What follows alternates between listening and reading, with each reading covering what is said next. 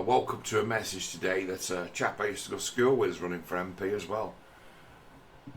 I can say his name because he's running for office. David Tully. I don't know Tully right well. I ain't got anything bad to say about him. Never really hung about with him. Friends of mine are friends of Tully. I remember him from school being a good footballer who couldn't run fast enough to be a really good one, but a really good rugby player. He was probably the best rugby player in the school for like handling skill and attitude towards the game. Good rugby player, give him that. And that be what he's associated with in Rochdale, involvement with the rugby, as well as he took over his father's business, and it's always done well. No one's ever. Basically, the guy's he runs a paint shop, accident repair. So it's like everyone walks away satisfied. So it's like the guy's got a good name, and it's like, excuse me, why would he want to put himself in the middle of what is going to be a straight up cunt fight that's going to see the Labour Party tear itself apart? Why not just... I don't understand anyone who isn't just standing back and letting them have at it. So we've got candidates now. We've also got Simon Dankzuck. It's been a while since I've talked about Simon Dankzuck on my channel, but it's a matter of this guy's all over the place, probably not mentally stable, and returns to Rochdale, and that'll be about putting people's nose out of joint because in his mind he's brilliant. So it's like, oh well, he might be good for, I don't know, but 30 votes. It's like he's kind of done round here. It's like he exposed some of the most evil crimes that a government can, the people in authority can do to the people. And then tried to somehow become a celebrity on the back of it, with his crazy wife wanting her share at Limelight too. And she be a liability of a person. But, councillor, Rochdale councillor. See, this is the situation. It's like, I don't understand why you don't just, well, Dave wouldn't just leave them to it. It's like this is... anything that goes on in this by-election is going to be good for naught, because there's going to be a general election in probably 6 months, maybe. So it's, in essence, a platform made for a kind of, let's say, referendum on the Labour Party and its partnership with the Islamic Bloc vote. That's what it's about. The great big elephant in the room in Rochdale is and always has been that whoever gets that block vote always wins every general election. The council's a little bit different as to how it's split down, but general election, for election of MP, it's like you can do a deal to win it. And that's been the case for a long time, but those who say so get obviously accused of being racist, don't they, by those who benefit.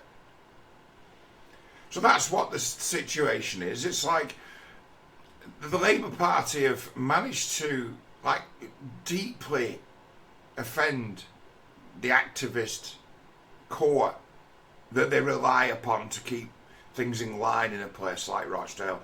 They've, in essence, in some regards, betrayed. It's like to some regards, it's like there's Muslims. It's like Muslim guys, right? You can have a reasonably good talk to them about football, and you can have a reasonably good talk to them about cricket, and you can have a reasonably good talk to them about what's on television. But you can't have a reasonable conversation with them about politics, because it just simply straight away becomes religion. It's like the guy who lives next to my dad, who's a Pakistani fella, Mo. Just be amazed at how many of them are called Mo. It's like, he thinks the Antichrist is in the world. He thinks that this is the end. You were telling me this just about a week before the Hamas surprise attack. And it's like, you what? It's like a combination between Nation of Islam, Islam, and woke. And it's like this, they've got their own sort of cherry-picked notions of what the world is, and it's like they're always waiting for the end. They're always waiting for signs. And it's like superstitious people. It's like, right, it's like, all you can do is let them have at it against each other. You can't win against it. You can't debate it. And the guy who can go in and engage on that level is always going to win. And who's that? Well, it's Galloway. I could if I wanted to, but I ain't George Galloway. I'm a better candidate for that than Dave is. But unfortunately, I've got chronic heart failure, so that's not going to happen. But it's like, I know enough to say, whoa, let them have it out amongst themselves. Stand back. If you've got political aspirations, right, don't just come in from nowhere. Why not? I'm not saying go away and spend a couple of years thinking about it. I'm saying go away and spend a couple of months thinking about it. Because it's a definite that Dave's not going to take shit off people, and he's not going to go along with nonsense. So he might be a good councillor for this town.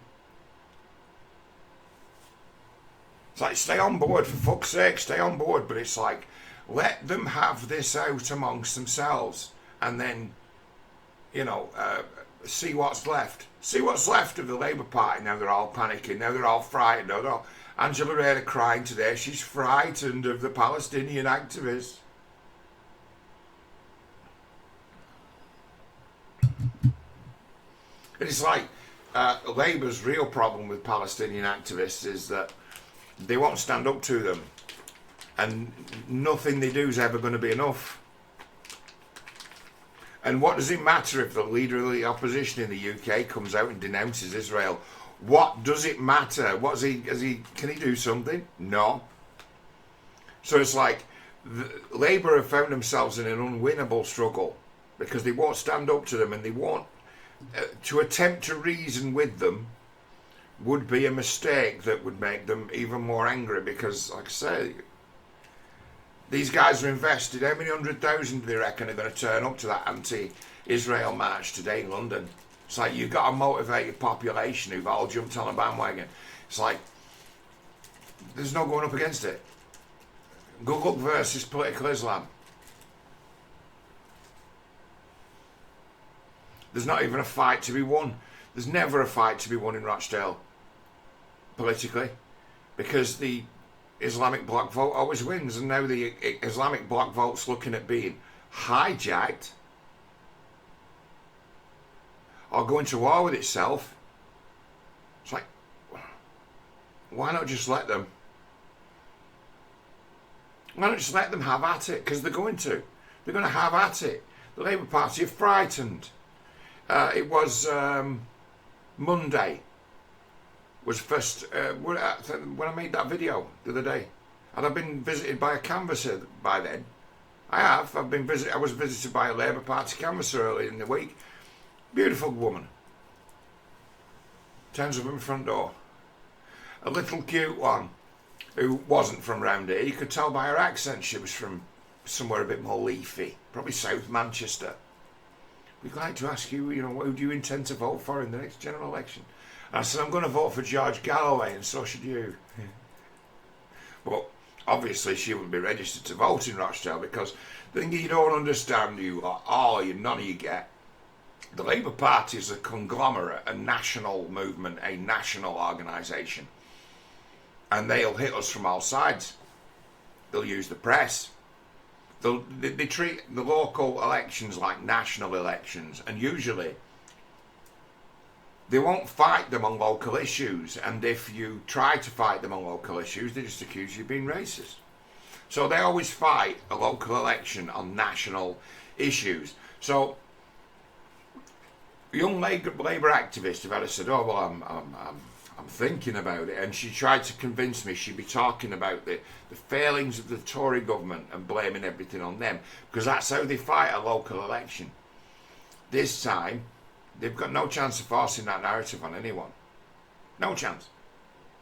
It'd be a locally fought election, but it's like, who are the powers around here that matter? It's like, well, they were all on the side, all the arseholes and cutthroats were on the side of the Labour Party. Now they're not. So it's like, stand back and enjoy a fight where you don't really care who wins. Because the fight is going to do so much damage to the combatants that after it, you might have a chance of getting some sense.